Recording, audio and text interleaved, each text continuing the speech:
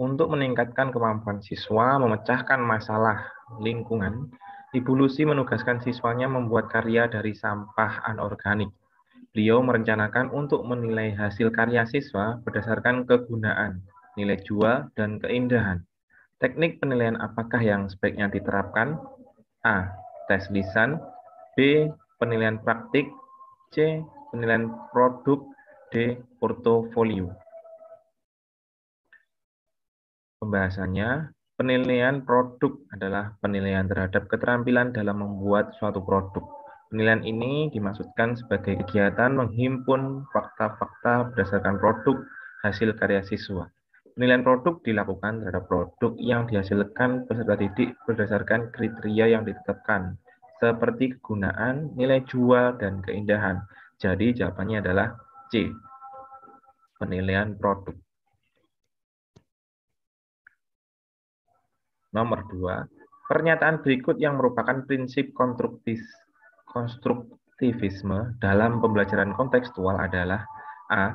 Proses pengembangan atau mengembangkan pengetahuan baru dalam struktur kognitif siswa berdasarkan pengalaman. B. Proses pembelajaran didasarkan pada pencarian dan penemuan melalui proses berpikir sistematis. C. Proses belajar sebagai contoh untuk menunjukkan sesuatu yang dapat ditiru oleh setiap siswa. D.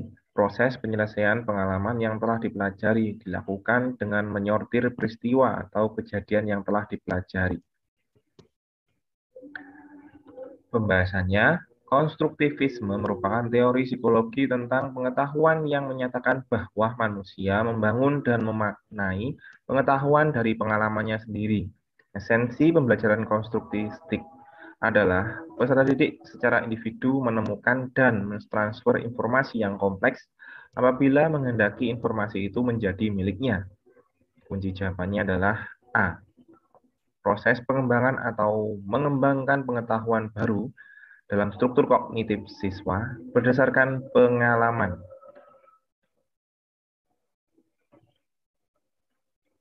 Nomor 3, membuat perencanaan pembelajaran. Proses pembelajaran dirancang dengan berpusat pada peserta didik untuk menumbuhkan motivasi, minat, kreativitas, inisiatif, inspirasi, kemandirian, dan semangat belajar.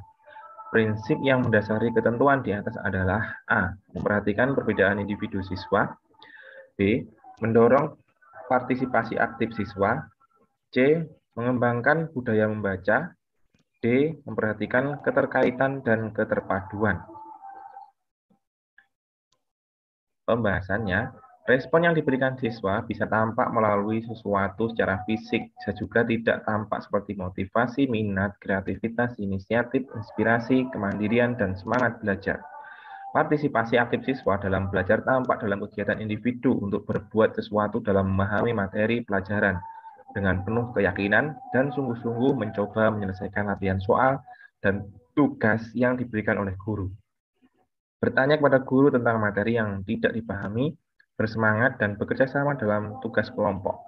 Mengeluarkan pendapat untuk memecahkan sebuah permasalahan, memberikan pertanyaan, menanggapi pendapat orang lain tentang masalah pembelajaran, mencoba menemukan konsep-konsep dalam menyelesaikan hasil pikiran, dan penemuan secara lisan atau penampilan, serta semangat dalam kegiatan belajar mengajar. Kunci jawabannya adalah B. Mendorong partisipasi aktif siswa. Nomor 4. Saat kegiatan pembelajaran berlangsung, kebanyakan siswa mengeluh karena mereka tidak dapat menerima penjelasan guru dengan baik. Hal tersebut disebabkan karena guru tidak memberikan catatan di papan tulis maupun memanfaatkan media dan alat peraga sesuai dengan materi yang diberikan.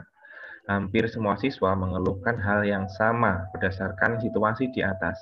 Jika guru akan menilai konsep yang memiliki cakupan luas dan aspek penilaian yang harus diperhatikan sesuai dengan karakteristik siswa, maka kecenderungan yang dimiliki siswa adalah A. Auditif, B. Efektif, C. Visual, D. Gustatif. Auditif, jenis media yang digunakan dalam proses pembelajaran dengan hanya melibatkan indera pendengaran peserta didik.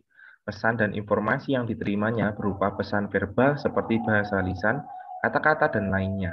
Sedangkan pesan nonverbal adalah dalam bentuk bunyi-bunyian, musik, bunyi, tiruan, dan sebagainya. Nah, efektif. Media yang dipilih harus sesuai dengan tujuan dan materi pelajaran, metode pengajar yang digunakan, serta karakteristik siswa yang belajar. Visual media ini adalah media yang menggunakan alat gambar disebut proyektor biasanya, yang menampilkan gambar atau teks di layar. Media menggambarkan bahwa ini bisa menjadi media prediksi seperti gambar diam dan prediksi gambar gerak seperti film. Kunci jawabannya adalah C, visual.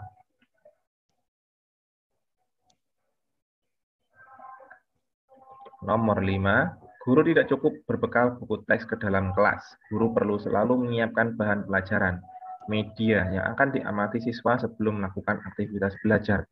Sehingga pembelajaran menjadi kontekstual. Guru tidak memulai dengan memberitahu siswa, menahan diri untuk memberitahu, tapi mengajak siswa mencari tahu. Guru dan buku teks bukan satu-satunya sumber belajar. Kelas bukan satu-satunya tempat belajar. Pernyataan ini merupakan ciri pembelajaran saintifik dalam proses A. Menanya, B. Mengumpulkan informasi, C. Mengobservasi, D. Mengasosiasi. Mengumpulkan informasi dalam pelajaran saintifik adalah tahap ketiga dari tahapan pembelajaran berpusat pada siswa saintifik. Contoh mengumpulkan informasi. Siswa melakukan eksperimen, siswa membaca sumber lain selain buku teks, siswa mengamati objek, siswa mewawancari narasumber, siswa mengakses internet, siswa mengeksplorasi, siswa mencoba, siswa berdiskusi, siswa menirukan gerak, siswa meniru bentuk, siswa mengumpulkan data melalui angket atau kuesioner. Jadi jawabannya adalah B, mengumpulkan informasi.